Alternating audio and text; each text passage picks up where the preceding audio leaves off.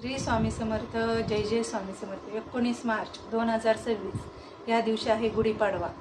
तर गुढीपाडव्याला आपण काय करायचं, काय नाही करायचं, शुभ मुहूर्त कुठला, गुढी उभा कधी करायची, त्या दिवशी अमावस्या पण आलेली आहे. तर तुम्ही गुढी कधी उभा करू शकता हे आपण बघूया. आणि गुढी उभा करायचा मुहूर्त काय आहे, किती वेळ आता अमावस्या आलेली आहे. अमावस्या आदल्या दिवशी चालू होते 18 तारखेला आणि संपते 6 वाजून काहीतरी 15 मिनिटांनी. तर तुम्ही गुढी कधी उभ्या करायची, तर आज गुढीपाडव्याला काय कुठला मुहूर्त नसतो, कारण की तो साडेतीन मुहूर्तापैकी 3.5 शुभ मुहूर्त असतात आपले.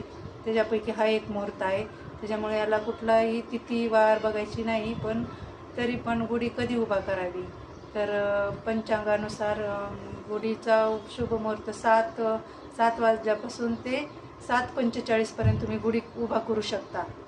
आणि हा एक मुहूर्त आहे.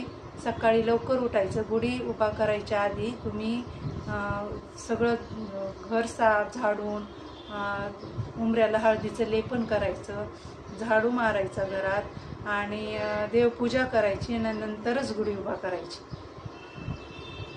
आणि ते आंब्याचं तसे दरवाजाचं साफ करायचं आपल्या दरवाजा, आणि आंब्याचं तोरण बांधायचं, आंब्याच्या पानाचं. रांगोळी काढायची दारासमोर, छोटी का होईना रांगोळी काढा. घर सुशोभित करा. त्याच्या हळदीचं लेपन उंबऱ्याला करायचं आहे, हे पण मी सांगितलं आहे. देवाची पूजा वगैरे करून सगळं करून मग आपण 6:45ला लवकरच 7च्या पुढं ह्या वर्षी ना खूप लवकर 2च मुहूर्त आलेले आहेत. 7 ते 7:45 हा एक आहे. आणि परत 11 ते दुपारी सकाळीच 11 वाजून 11:45 ह्या 2 टायमिंगमध्ये तुम्ही गुढी उभा करू शकता. गुढीपाडव्या दिवशी आपल्याला गुढी कशी उभा करायची हे मी सांगत आहे. तुम्ही आपला छोटा पाट, चौरंग, त्याच्यावर विळूची काठी आणायची. साडी, नवीनच साडी पाहिजे. विळूची काठी, नवीन साडी, साखरेची गाठीचा हार, साखरेचा हार आम्ही म्हणतो, काही ठिकाणी गाठी पण म्हणतात, ते एक आणायचे आहे. कडुलिंबाचा एक फांदी आणायची आहे. त्याची तुरा पण लागतो आपल्याला, ती फांदी, हे सगळं साहित्य. आणि कलश, आपल्याला तांब्याचा कलश, आपण देवपूजा करतो तो कलश घ्यायचा आहे. त्याच्यावर स्वास्तिक काढायची आहे. स्वास्तिक काढून तो कलश आपल्याला उलटा, सगळीच गुढी उभा करतात त्याच्यामुळे माहिती आहे, उलटा टांगायचा आहे. त्याच्यावर स्वास्तिक काढायचं आहे. शुभचिन्ह स्वास्तिकचं असतं.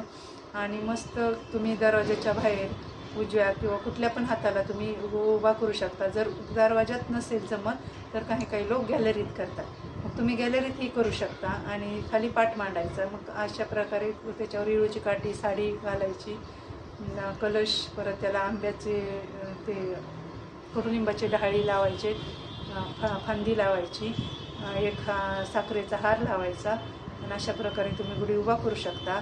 आणि नैवेद्य कुठला दाखवायचा, आपण तर पुरणपोळी तर करतोच, पण पुरणपोळीच्या आधी गुढीपाडव्याला एक खास नैवेद्य असतो. तो गुढी दिवशीच करायचा असतो. इतर दिवशी कोणी त्याचा नैवेद्य घेत नाही, पण गुढीला तो नैवेद्य खास आहे.